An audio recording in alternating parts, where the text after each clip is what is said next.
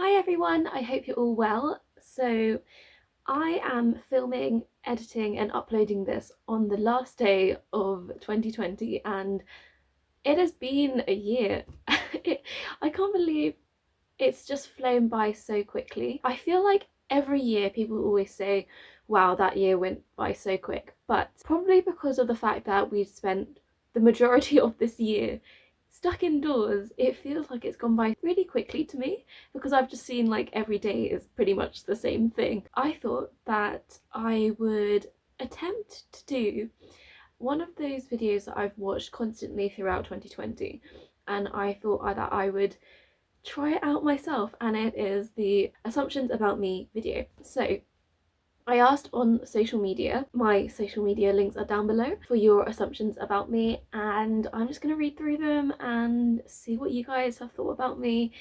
And yeah, let's just get stuck in. Okay, so the first one is you're a vegetarian, and they're not wrong, but I'm not just a vegetarian. Like, I also eat seafood, so I'm a pescatarian. It's just like a personal choice that I made, and I've been a pescatarian for 5 years now, and so far it's been pretty good. Next one is you're a lightweight. In terms of alcohol, yes. I think that because of lockdown and not being able to go to pubs and things, I have become even more of a lightweight than I usually would be. But I always say to my friends, 2 pints of beer and then I'll switch to something else because I can't have too much of that. And if I were to go on a night out, then like two ciders and I'll be raring to go. Normally to get pretty tipsy, I'd have 2 pints and then I'd be quite giddy. So I guess I am a lightweight in that respect, but I know that some people are worse than me, and I know that some people are better than me, if being a lightweight is better or worse. But you save a lot of money by being a lightweight, so who's really winning there? The next one is you're sporty. So when I was younger, my mum used to not make me go, but like encourage me to go do loads of sports and things. So I tried out so many activities, especially since I have siblings. Like, we'd all go together, so we'd play badminton together, we'd do tennis together, we go swimming. In that respect, I think I am more sporty than the average person, maybe. I really enjoy swimming and yoga and being active because I get really bored if I'm not active. Like, I need to move my body. I think that if I don't move or like have any physical activity, then I get a bit like agitated and kind of what's the word, fidgety. Yeah, quite fidgety. So I do like being active, and it's really good for like my mental health. I love going on walks and things. The only hard thing about doing sports is actually getting there. There's a van, sorry. I think the only hard thing about doing sports is the fact that you have to motivate yourself to actually go do it, but when you're actually doing it, then it's fun. So that's the only thing about me that I would say. I don't think I'm as sporty as some people are, because I don't do, I don't know, like lacrosse 24/7 or like netball 24/7. I do like my own thing and I enjoy sports. So if that means sporty, then I guess I am sporty. That was a long ramble. The next one is you're shy. I think I am, so if this is a scale and introverted is here and extroverted is here, I think I'm like slightly more extroverted than introverted. However, it really depends on the situation and who I'm with. I try really hard to push myself to go up to talk to people, because I know that some people are a lot more introverted than I am, and if I want something, then I will go do it, because why wait for something if you know you can go do it, or go ask that person for directions or something. In my mind, I outweigh the negatives with like the positives. So like if I'm really lost, then I will go up to someone and ask, where am I, kind of thing, or like, where's this place that I need to be. I can be quite shy, but I wouldn't be like in the corner kind of cowering and being scared and shy. I would try and like push myself to come out my shell a little bit more, especially with like friends and things. If I know I'm with more introverted people, then I would probably be the more extroverted person. But if I was with loads of extroverts, I'd probably be more introverted and like go back into myself a little bit more, so that the people I'm around, like there's like a little balance between us all, I guess. I don't know. I think it really depends on the situation. You give off the vibe that you're a really good cook. Um I I like to cook, but when I cook, I don't follow the instructions to a T. I know some people love instructions and love doing each step perfectly, whereas sometimes for me, when I know the recipe or I know how to cook certain things, then I'll just do it in my own way. I think it's kind of like what I've learned from my mum or learned from Chinese cuisine, where you just like mix everything together and then somehow it'll all work out. I know that for baking and making like pastries and special things like that, there's like a certain way of making them. So obviously I would follow the instructions as perfectly as I could. But if it was just like cooking dinner or lunch or something, then I wouldn't be so worried about making everything perfect. As long as it's cooked, then it's all right. And as long as it's seasoned well, then yeah, it's fine. And it really depends on who you're cooking for, because when I cook for myself, I obviously don't put as much effort in as I would if I was cooking for someone else. Yeah, so I think I'm an all right cook, like average, I guess. I also did food tech for GCSE, so that really helped me know how to cook, and my knowledge of cooking and using utensils and how to make different things. So that was a really good choice for GCSE. You want to get married?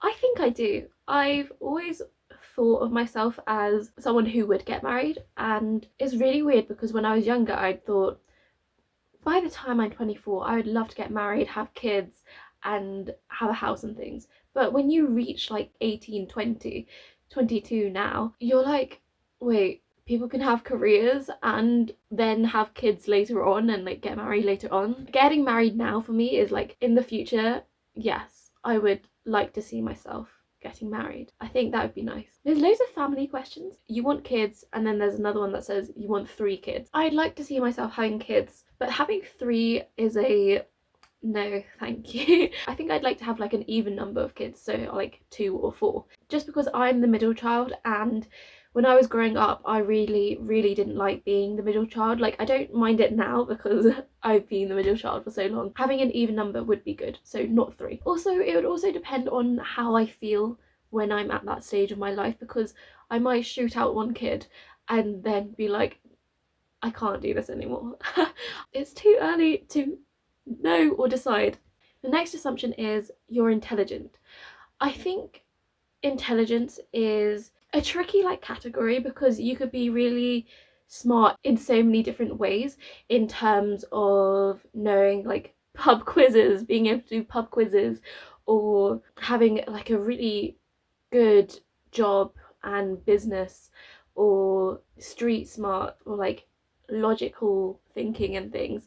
I think that I'm average. It would really depend on what kind of intelligence you were thinking about, because I think you learn through life what you like and what you dislike. And if you like something, then, because if I like something, then I will do my best to like research about that thing. It's like going to camp. I would research about camp and watch videos about what it was like to be at camp. And so that kind of intelligence and knowledge of working with kids and traveling and things comes with going through that journey and actually doing something physical, and actually going like physically and doing that. And so that intelligence can only come from actually doing it practically, rather than like reading it through a book. And that's also the same with acting. You can read so much about acting and your voice and how you move your body and portraying different characters, but also if you read about it, it doesn't mean that you can actually do it. You have to actually do it and practice and own your craft before you can be good at it, I guess, or have that intelligence. So there's like book smarts and street smarts. So I think I am average. I don't know. That's quite a hard one to like figure out. I feel like I've just rambled on about that for so long. I mean, I'm not like Cambridge smart or Oxford smart, but I am still studying, I am still learning. I feel like everybody is still learning, and that's one of the reasons why I want to be an actor, because you're continuously learning different things. You're learning lines, you're learning about characters, you're learning about history of those characters and those people in those times. You could be a doctor one day and speak a term that you've never even heard of and learn about that. It's such a wide range of knowledge that you'll gain from being an actor. So I guess I'm constantly learning, and my intelligence may or may not be growing as well. Is there not like a natural like gradient upwards? When you're learning, surely your intelligence would go up as well. Okay, right, I'm rambling so much. Moving on. Okay, the last assumption is you're well put together. This was actually sort of one of my New Year's resolutions for 2020. I wanted to dress more like I was put together. So on the outside, I would appear more put together. However, I honestly don't think that has happened because I've not really gone out much. I've not really bought that many clothes. A lot of my clothes are like hand-me-downs, and I consider that kind of like charity shop shopping or like thrift shopping. So I don't really buy that many clothes, and so when I pick out things that people have given me, I try and choose things that are comfortable, fit me well, and look alright. I'm very different to some people, whereas I consider comfort over look. When I seem put together on the outside, it's probably because I've tried to put myself together well, and I've actually put probably a lot more effort in than I would usually do. In terms of well put together mentally, or like knowing what I'm doing and stuff, I honestly don't think that anyone knows what they're doing. There might be like an end goal that I want to reach at some point, but there are so many steps and pebble stones to get to where I want to be, and so I think I am put together in the current moment, current state of things. I am very, very grateful for everything that I have and the situation I am in right now and how I'm feeling today, and I cannot wait for 2021 and to see what the future holds. I'm grateful for my family and friends and just pushing through to the new year. Those are all my assumptions, and I hope you guys have enjoyed this video. If you have, please give me a thumbs up and comment down below if you have any more assumptions about me. Maybe I'll make another video next year, or comment down below any New Year's resolutions you have. I'd love to know, and make sure you hit that subscribe button for more videos. Thank you so much for watching. Happy New Year, and I will see you in the new year. Bye!